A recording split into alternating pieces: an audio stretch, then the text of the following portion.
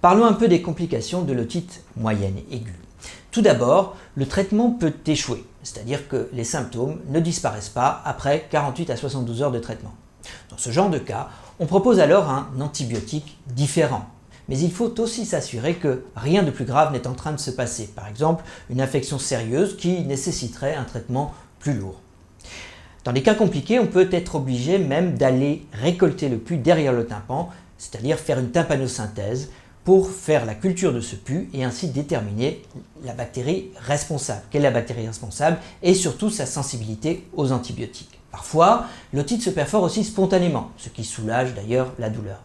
Le tympan se reconstituera alors relativement rapidement après la guérison de l'otite. Le traitement de l'otite perforée est d'ailleurs le même que celui de l'otite moyenne aiguë non perforée.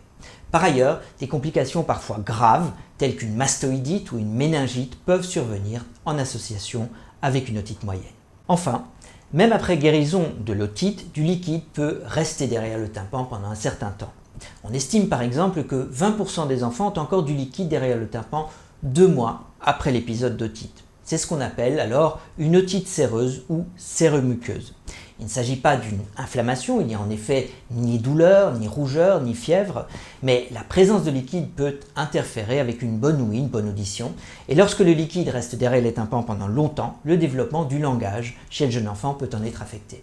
Il est donc bon de suivre les enfants après une otite, mais pas trop tôt après, puisqu'il est normal d'avoir du liquide derrière le tympan pendant les premières semaines qui suivent l'otite.